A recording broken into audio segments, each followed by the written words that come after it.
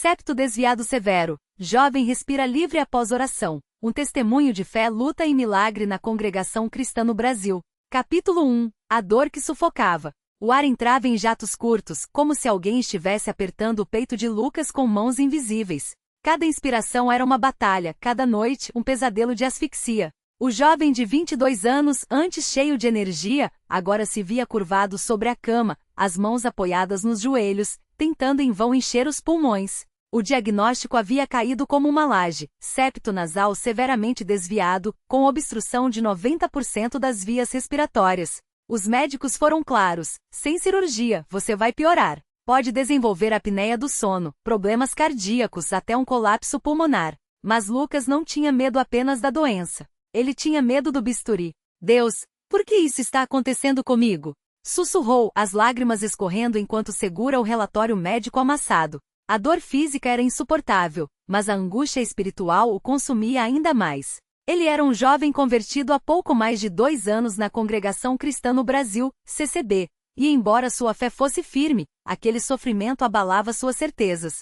Naquela noite, enquanto o resto da família dormia, ele se ajoelhou ao lado da cama, as mãos trêmulas apoiadas no colchão. O quarto estava em silêncio, apenas o som de sua respiração ofegante quebrando a quietude. Senhor, o Senhor sabe que não tenho condições de pagar uma cirurgia. Minha mãe já faz horas extras na costura, meu pai está doente. Se for da tua vontade, me cura.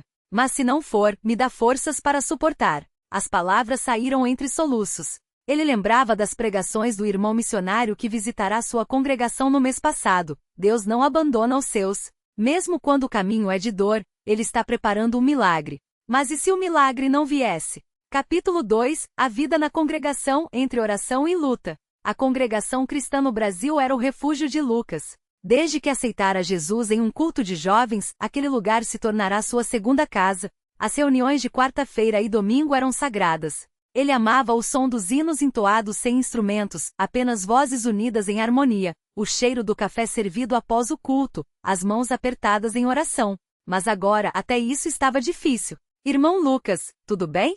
Perguntou irmã Marta, uma senhora de cabelos brancos sempre impecavelmente vestida com seu vestido longo e lenço na cabeça, enquanto ele se sentava ofegante no banco da congregação. Estou tentando, irmã respondeu, forçando um sorriso. O suor escorria por sua testa. O calor do salão, lotado de fiéis, parecia sufocá-lo ainda mais.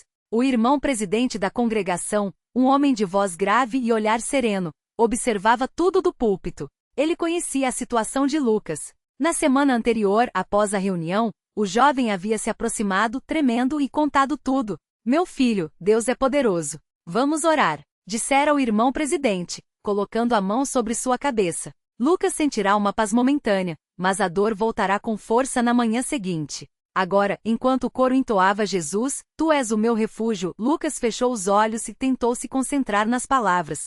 Mas a falta de ar o distraía. Ele sentia como se estivesse se afogando em terra firme. Preciso de um milagre, pensou, apertando o lenço entre os dedos. Capítulo 3. A oração que mudou tudo. Foi numa reunião de oração especial, uma sexta-feira à noite, que tudo mudou. A congregação estava cheia. As luzes baixas, o silêncio só quebrado pelos suspiros e murmúrios de súplicas. Lucas estava ajoelhado no meio do salão, as mãos unidas, o corpo tremendo de exaustão. Ao seu lado, irmã Clara, uma jovem de sua idade, orava em voz baixa. Pai Celestial, olha para o nosso irmão Lucas. Tu conheces a sua dor. Tocai-o, Senhor. Dá-lhe alívio. De repente, o irmão presidente se levantou e caminhou até ele. Sua presença era imponente, mas seu toque era suave. Meu irmão, você crê que Jesus pode te curar? Perguntou, olhando fundo em seus olhos. Lucas hesitou. A dúvida era um veneno que corria em suas veias. Eu quero crer, irmão. Mas é tão difícil, sua voz falhou. O irmão presidente sorriu, um sorriso tranquilo, como quem já viu muitos milagres. A fé não é a ausência de dúvida, meu filho. É a escolha de confiar, mesmo quando não vemos. Jesus disse, tudo é possível ao que crê. Não é sobre você ter força. É sobre ele ter o poder. Então, com uma voz firme, ele começou a orar. Pai nosso que estás nos céus, nós te pedimos, em nome de Jesus, que toques no corpo do nosso irmão Lucas. Que o septo desviado seja endireitado, que as vias respiratórias sejam abertas, que a dor desapareça. Não por merecimento nosso, mas pela tua misericórdia. Em nome de Jesus. Um silêncio pesado tomou conta do salão. Lucas sentiu algo diferente. Uma onda de calor percorreu seu corpo, começando da cabeça e descendo até os pés. De repente ele inspirou fundo. E o ar entrou. Sem dor, sem esforço. Como se uma parede invisível tivesse sido derrubada. Seus olhos se arregalaram. Ele inspirou novamente. E mais uma vez. Glória a Deus! Gritou alguém atrás dele. Aleluia! Ecoou outra voz. Lucas se levantou, trêmulo, as mãos no peito. Ele não conseguia acreditar. Eu estou respirando. Balbuciou, olhando para o irmão presidente com lágrimas nos olhos. O salão explodiu em louvor. Homens, mulheres e crianças se levantaram, cantando, chorando, agradecendo. Irmã Clara abraçou Lucas, chorando também. Deus é fiel. Deus é fiel. Repetia ela. O irmão presidente sorriu, os olhos brilhando. Isso, meu filho, é a obra do Senhor. Não se esqueça, Ele ouve as nossas orações. Capítulo 4. O testemunho que abalou a congregação. Na reunião de domingo seguinte, Lucas foi chamado para dar seu testemunho. Ele subiu ao púlpito, as mãos ainda trêmulas, o coração cheio. Olhou para a multidão de rostos conhecidos, irmão João, o diácono que sempre o incentivava, irmã Ana, que lhe levava sopa quando estava doente, os jovens da sua classe, que oraram por ele todas as noites. Irmãos, começou a voz embargada. Eu vim aqui hoje para glorificar a Deus. Há semanas, eu não conseguia respirar. Os médicos disseram que eu precisava de cirurgia, que meu caso era grave. Mas Deus tinha um plano diferente. Ele contou tudo. As noites de dor, as orações desesperadas, a dúvida que quase o venceu. E então o momento em que, em meio à oração, senti o milagre acontecer. Eu respiro livremente. Não há mais dor. Não há mais obstrução. Deus me curou. O salão irrompeu em aplausos e glórias. Irmã Marta se levantou, ergueu as mãos e começou a cantar. Louvai ao Senhor, porque Ele é bom, porque a sua misericórdia dura para sempre. Outros se juntaram. Em pouco tempo todo o salão estava de pé, cantando, chorando, celebrando. Após o culto, irmão Pedro, um dos anciãos, se aproximou de Lucas. Meu filho, isso não é só para você. É um sinal para todos nós. Deus ainda faz milagres. E Ele quer que compartilhemos essa fé. Lucas assentiu, o coração cheio de gratidão. Eu vou contar para todo mundo, irmão, para que todos saibam que Deus é real. Capítulo 5. A vida após o milagre. Um novo propósito. Nos dias que se seguiram, a vida de Lucas mudou. Ele ainda acordava cedo para a reunião de oração das 6 horas, mas agora não era por obrigação, era por gratidão. Cada respiração era um lembrete do poder de Deus. Sua mãe, Dona Maria, chorava sempre que o via correr no quintal ou ajudar o pai nos trabalhos da casa. Filho, eu não acredito que você está bem. Eu tinha tanto medo, dizia ela, apertando-o contra o peito. Não foi eu, mãe. Foi Deus, respondia Lucas, beijando sua testa. Ele também começou a visitar os doentes da congregação, levando-lhes palavras de esperança. Se Deus curou meu septo desviado, Ele pode curar qualquer coisa, dizia aos enfermos, orando com eles. Um dia, irmã Rosa, uma senhora com artrite severa, o chamou após o culto. Irmão Lucas, você acha que Deus pode me curar também? Perguntou, as mãos deformadas pela doença. Lucas sorriu, lembrando-se de como também duvidara. Se nós pedirmos com fé, irmã, Ele pode. Não porque merecemos, mas porque Ele é bom. E eles oraram. Não houve cura instantânea naquele dia, mas irmã Rosa saiu do culto com um sorriso no rosto. Já me sinto mais leve, disse ela. Capítulo 6. O desafio da fé, quando a dúvida volta. Nem tudo foram rosas. Uma noite, Lucas começou a sentir uma leve dificuldade para respirar novamente. O pânico o invadiu. Será que voltou? Será que Deus tirou o milagre? Pensou, o suor frio escorrendo pelas costas. Ele correu para o quarto, ajoelhou-se e começou a orar, desesperado. Senhor, por que isso está acontecendo? Eu pensei que estava curado. Mas então, uma paz estranha o invadiu. Ele lembrou das palavras do irmão presidente. A fé não é a ausência de problemas. É a certeza de que Deus está no controle, mesmo quando não entendemos. Lucas respirou fundo. A obstrução não era como antes. Era apenas uma leve irritação, provavelmente por causa do tempo seco. Ele sorriu, aliviado. Obrigado, Deus. Mesmo quando duvido, o Senhor está comigo. Capítulo 7. O batismo, um compromisso renovado. 3 meses após a cura, Lucas decidiu se batizar nas águas.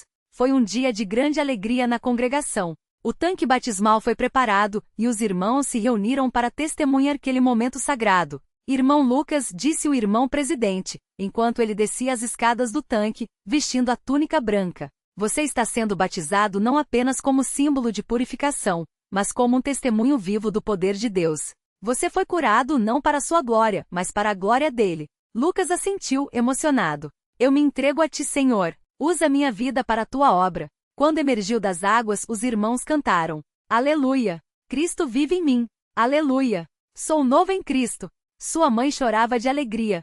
Seu pai, mesmo fraco, sorria com orgulho. Capítulo 8. Um ano depois, o milagre que continua. Um ano se passou. Lucas agora auxiliava nos cultos de jovens, compartilhando sua história para encorajar outros que passavam por provações. Deus não nos abandona, dizia ele, olhando nos olhos dos jovens desanimados. Mesmo quando tudo parece perdido, ele está trabalhando. Certa vez, um jovem chamado Mateus, que sofria de asma grave, se aproximou dele após a reunião. Irmão Lucas, você acha que Deus pode me curar como curou você? Lucas sorriu e colocou a mão no ombro dele. Vamos orar juntos. E vamos crer. E eles oraram. Não houve cura instantânea, mas Mateus saiu daquela reunião com uma coisa que não tinha antes: esperança. Capítulo 9. A lição final. A fé que move montanhas. Anos depois, Lucas se tornou um cooperador na congregação, ajudando na organização dos cultos e visitando os necessitados. Sua história se espalhou. Médicos ficaram intrigados. Alguns disseram que era coincidência, que o septo poderia ter se ajustado sozinho. Mas Lucas sabia a verdade. Não foi coincidência. Foi Deus, dizia ele, sorrindo. Certa vez, um médico não crente, que atenderá Lucas antes da cura, o encontrou na rua. Ouvi dizer que você está bem, que não precisou da cirurgia. Como isso aconteceu? Perguntou o cético. Lucas olhou para ele com calma. Deus me curou. Não com remédios, não com bisturi, mas com sua palavra e sua graça. O médico balançou a cabeça, incrédulo. Isso não faz sentido do ponto de vista médico, mas faz sentido do ponto de vista de Deus, respondeu Lucas. E isso é o que importa. O médico se afastou, ainda duvidando. Mas Lucas não se importou. Ele sabia que a fé não precisa de provas científicas. Ela só precisa de um coração disposto a crer. Epílogo, uma vida de gratidão. Hoje, Lucas ainda frequenta a mesma congregação. Ainda canta os mesmos hinos. Ainda se ajoelha em oração, agradecendo por cada respiração. Sua história é contada não como um conto de fadas, mas como um testemunho vivo de que Deus ainda opera milagres. E toda vez que alguém pergunta, como você foi curado? Ele responde com os olhos brilhando. Não fui eu, foi Jesus, e ele pode fazer o mesmo por você. Glória a Deus. Fim. Este testemunho é uma representação fictícia baseada em relatos reais de curas na Congregação Cristã no Brasil. A fé em Deus move montanhas. Septo desviado severo. Jovem respira livre após oração. Continuação expandida com detalhes, diálogos e vivências na Congregação Cristã no Brasil. A notícia que abalou a família. O diagnóstico havia caído como um balde de água fria. Septo desviado severo, com obstrução de 90% das vias nasais.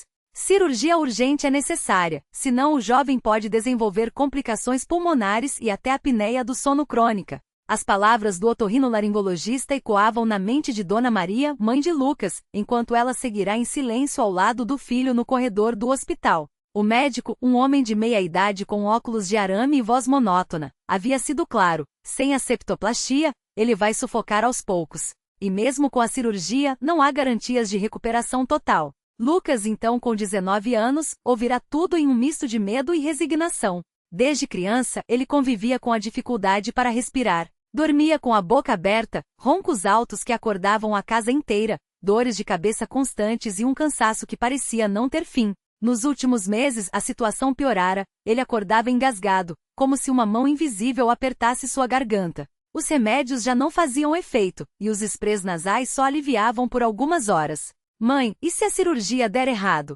Lucas perguntou, os dedos tremendo enquanto seguirá o fio da blusa da mãe, um hábito que tinha desde pequeno quando estava ansioso. Dona Maria, uma mulher de fé inabalável, apertou a mão do filho com força. Meu filho, nós vamos orar. Deus não nos abandonou até aqui, e não vai abandonar agora. Lembra do que o irmão João pregou no último culto? O Senhor é o nosso médico. Vamos confiar nele. Mas Lucas sentia o peso do medo. Ele conhecia histórias de pessoas que tinham ido para a mesa de cirurgia e nunca mais acordado.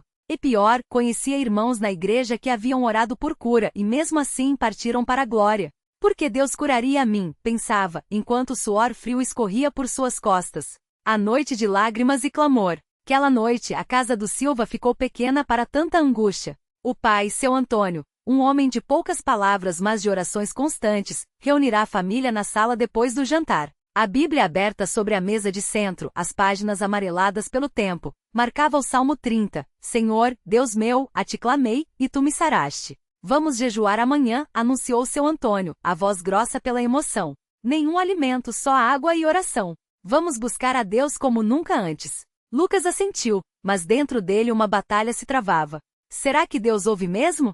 Ele se lembrava das vezes em que, ainda criança, havia pedido para ser curado e nada acontecerá. Talvez minha fé não seja suficiente, pensou, enquanto as lágrimas escorriam sem controle. Sua irmã mais nova, Ana, de apenas 12 anos, aproximou-se e segurou sua mão.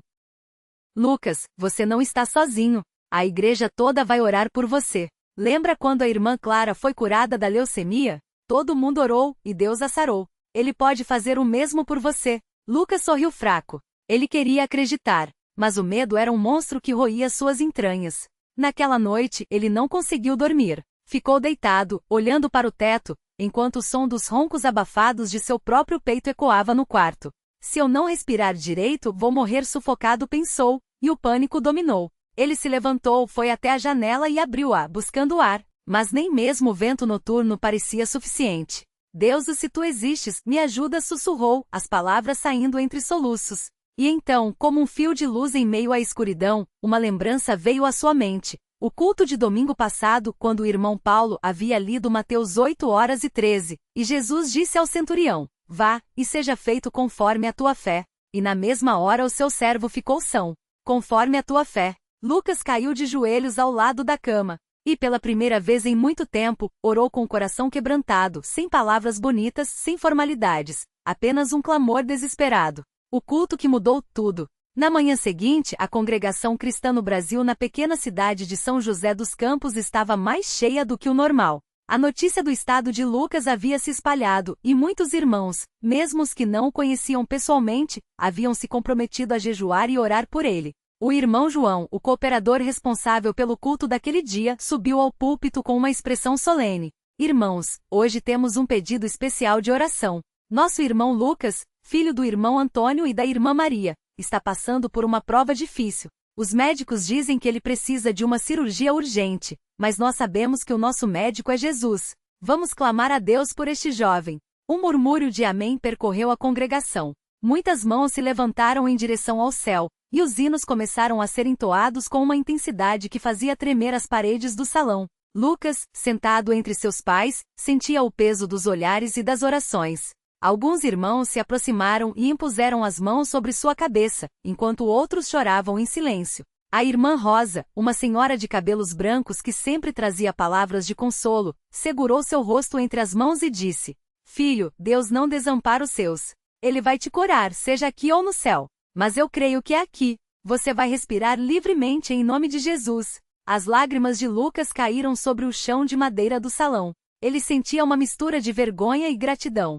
Por que tanta gente está orando por mim? Pensava. Eu não sou ninguém especial. Mas então o irmão João fez um pedido que o deixou ainda mais emocionado. Irmãos, vamos fazer uma corrente de oração. Cada um vai colocar a mão no ombro do irmão da frente, e vamos orar juntos como um só corpo em Cristo. Em instantes, uma longa fila se formou, unida pelas mãos sobre os ombros uns dos outros. Lucas, no centro, sentiu uma corrente elétrica de fé percorrer aquele lugar. E quando o irmão João começou a orar em voz alta com uma autoridade que só vem do Espírito, algo dentro de Lucas se quebrou. Pai Celestial, nós te pedimos, em nome de Jesus, que toques no corpo do nosso irmão Lucas. Que o septo desviado seja endireitado, que as vias respiratórias sejam abertas, que cada célula obedeça à tua palavra. Não é pela nossa justiça, mas pela tua misericórdia. Em nome de Jesus. Amém uníssono explodiu no salão. E então, algo inesperado aconteceu. Lucas sentiu um calor intenso percorrer seu nariz e sua garganta. Era como se mãos invisíveis estivessem trabalhando dentro dele. Ele levou as mãos ao rosto surpreso e então, ele respirou. Não foi um sopro fraco, como estava acostumado. Foi uma inspiração profunda completa, como se seus pulmões finalmente tivessem espaço para se encherem. Ele abriu os olhos, arfando, e olhou ao redor. Os irmãos também haviam notado. Alguns começavam a chorar, outros a louvar em voz alta. Glória a Deus! Gritou o irmão João, levantando as mãos. Nosso Deus é fiel. Aleluia! Lucas tentou falar, mas as palavras não saíam. Ele só conseguia respirar, uma e outra vez, como se estivesse experimentando o ar pela primeira vez. Sua mãe o abraçou chorando. Meu filho, você está curado. Você está curado. O milagre que os médicos não podiam explicar. 3 dias depois, Lucas estava de volta ao consultório do mesmo otorrinolaringologista. O médico, cético como sempre, havia marcado um novo exame para confirmar a necessidade urgente da cirurgia. Bom, Lucas, vamos fazer a endoscopia nasal novamente para ver como está a obstrução, disse o médico, enquanto preparava o aparelho. Lucas, agora calmo, assentiu. Ele não sentia mais nenhuma dificuldade para respirar. Desde o culto, era como se suas narinas tivessem se aberto completamente. Ele até havia dormido a noite toda sem acordar engasgado, algo que não acontecia há anos. O médico inseriu a pequena câmera em seu nariz e ficou em silêncio por alguns segundos. Então ele se afastou, tirou os óculos e esfregou os olhos, como se duvidasse do que estava vendo. Isso não é possível, murmurou. O que foi, doutor? Perguntou Dona Maria, ansiosa. O médico virou-se para eles, o rosto pálido. O septo está retificado. Não há mais desvio. As vias nasais estão completamente desobstruídas. É como se ele nunca tivesse tido esse problema. Lucas sorriu. Sua mãe soltou um suspiro de alívio e sussurrou, graças a Deus. O médico, porém, não estava convencido. Isso não faz sentido do ponto de vista médico. Septos desviados não se corrigem sozinhos.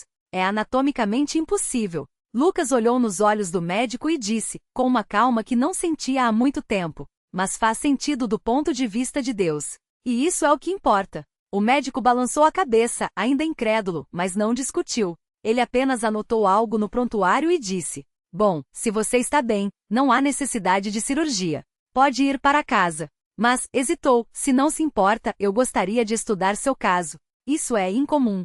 Lucas concordou, mas dentro de si, sabia que não havia mistério a ser desvendado. Era simples, Deus havia respondido. O testemunho que abalou a congregação. No domingo seguinte, Lucas foi chamado para dar seu testemunho diante de toda a igreja. Ele subiu ao púlpito com as mãos trêmulas, mas o coração cheio de gratidão. Irmãos, eu vim aqui hoje para dizer que Deus é real. Eu vivi anos sufocando literalmente sem esperança. Os médicos disseram que eu precisava de cirurgia, que meu caso era grave. Mas Deus tinha um plano melhor. No culto da semana passada, enquanto os irmãos oravam por mim, senti o poder de Deus me tocando. E na mesma hora fui curado. Não foi medicina. Não foi sorte. Foi Jesus. Um silêncio reverente tomou conta do salão. Então o irmão João se levantou e disse: Irmãos, este é mais um sinal de que nosso Deus é o mesmo de ontem, hoje e sempre. Ele cura, ele libera, ele transforma. Que este testemunho fortaleça a fé de cada um de nós. O coro começou a entoar glória a Deus nas alturas e Lucas, de pé, com lágrimas nos olhos, cantava com uma voz que agora saía livre, sem esforço, como se suas cordas vocais também tivessem sido renovadas. Após o culto, muitos irmãos se aproximaram para abraçá-lo. A irmã Clara, que anos antes havia sido curada da leucemia, seguiu sua mão e disse: Lucas, Deus te escolheu para ser uma luz. Muitas pessoas vão ouvir sua história e crer. Não guarde esse milagre só para você. Conte para todos. E foi o que ele fez.